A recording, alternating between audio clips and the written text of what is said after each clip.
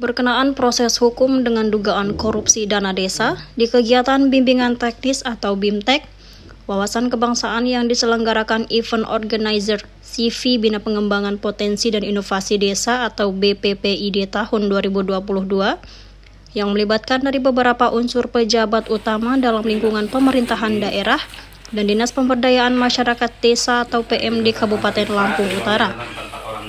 Menurut Kabid Humas Polda Lampung, Kombes Pol Umi Fadila Astuti, berkas perkara tersebut kini telah dinyatakan lengkap dan siap untuk dilimpahkan ke JPU, yang dikutip dari beberapa pemberitaan dalam keterangan persnya beberapa waktu lalu. Sehubungan dengan permasalahan tersebut, Kepala Dinas Pemberdayaan Masyarakat Desa PMD Lampung Utara Abdurrahman didampingi ex-Kabid PMD Ismir Hamadi Saputra melaksanakan konferensi pers di kantor Dinas PMD setempat hari Sabtu 22 Oktober 2023. Adapun konferensi pers yang dilaksanakan oleh Kepala Dinas PMD tersebut ialah menepis secara keseluruhan tuduhan yang telah disangkakan kepadanya dan dengan 3 tersangka lainnya dalam sangkaan operasi tangkap tangan atau OTT pada tahun 2022 lalu. Atas dugaan kasus tindak pidana korupsi dana desa, jenis kegiatan penyelenggaraan bimbingan teknis diikuti oleh 202 pratugas kepala desa. Abdurrahman pada kesempatan tersebut mengakui dan mengatakan sudah merasa lelah menghadapi perkara dugaan korupsi BIMTEK yang disangkakan kepadanya dan kepada 3 orang lainnya. Ia merasa telah dikriminalisasikan dan merasa diperas oleh oknum kepolisian di wilayah hukum Polres Lampung Utara. Dengan hal tersebut, Abdurrahman Kadis PMD Lampung Utara itu meminta keadilan hukum kepada Presiden Insinyur Joko Widodo dan Menko Polhukam Mahfud MD, Kapolri, dan Jaksa Agung Komisi 3 DPR RI untuk meminta hak-hak keadilan hukum.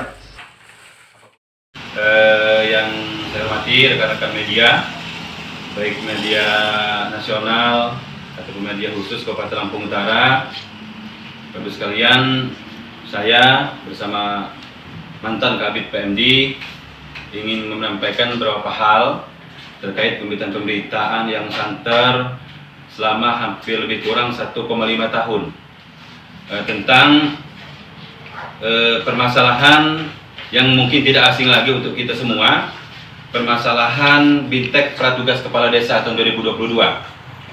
Dalam hal ini, saya Abdurrahman SHMM, sampai dengan saat ini saya masih jadi Kepala Dinas PMD Lampung Utara, ingin membuka hati saya. Karena selama ini semua pemberitaan diberitakan kepada kami, saya bungkam. Tidak pernah saya tanggapi, klarifikasi, dan momen ini pas benar posisinya untuk saya buka apa sebenarnya yang terjadi.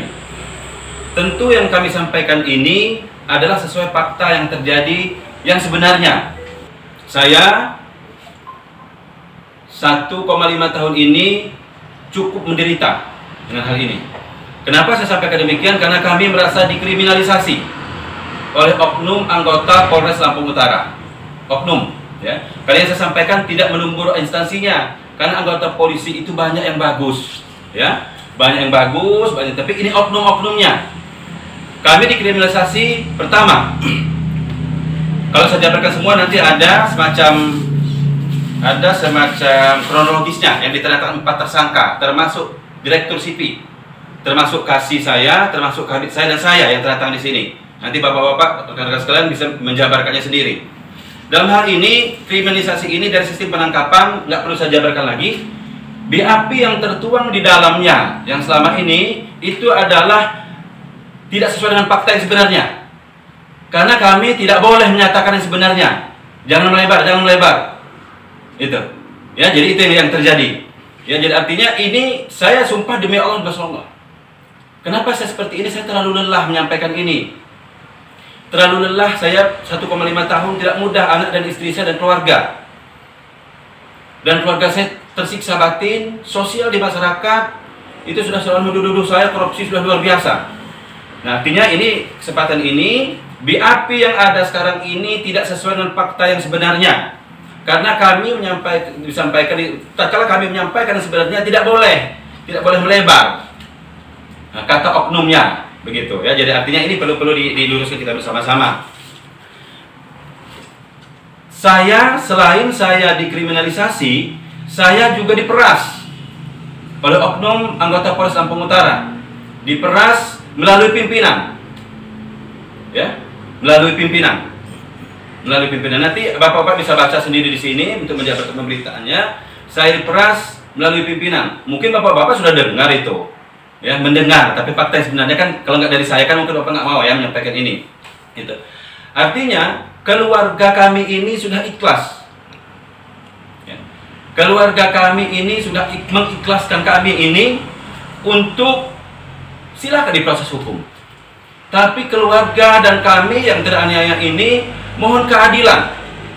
Pertama, dengan Bapak Presiden Republik Indonesia, Bapak Insinyur Joko Widodo, Bapak Menko Polka Mahfud MD, ini yang kami harapkan, karena Bapak Mahfud MD ini adalah orang-orang yang sering membela kebenaran dan membela-bela orang yang terzolimi. Bapak Kapolri, Bapak Jaksa Agung RI, dan Komisi 3, Bapak DPR RI, Bapak Artia Dahlan, itu adalah penasehat LKBH Pemda Lampung Utara yang mendampingi kami selama ini. Kami mohon bantuannya, tegakkan keadilan yang sebenarnya. Ya. Kami mohon sama pimpinan-pimpinan level atas untuk diturun langsung ini. Karena kami ini yang disangkakan kepada kami sudah tidak sesuai lagi dengan hal-hal yang prosedural. Mohon kami dapat keadilan, memanusiakan kami. Memanusiakan kami dengan keadilan. Ini kalau kayak gini ini terzolim begini ini kami dunia akhir kami tidak terima. Walaupun keluarga sudah mengikhlaskan, kami ikhlas. Nggak apa-apa. Ya, kami kita dihukum, kita ikuti aturan hukum, kita ikhlas. Tetapi yang kami tuntut keluarga ini keadilannya, adil dan jangan zolim yang sebenarnya terjadi ini.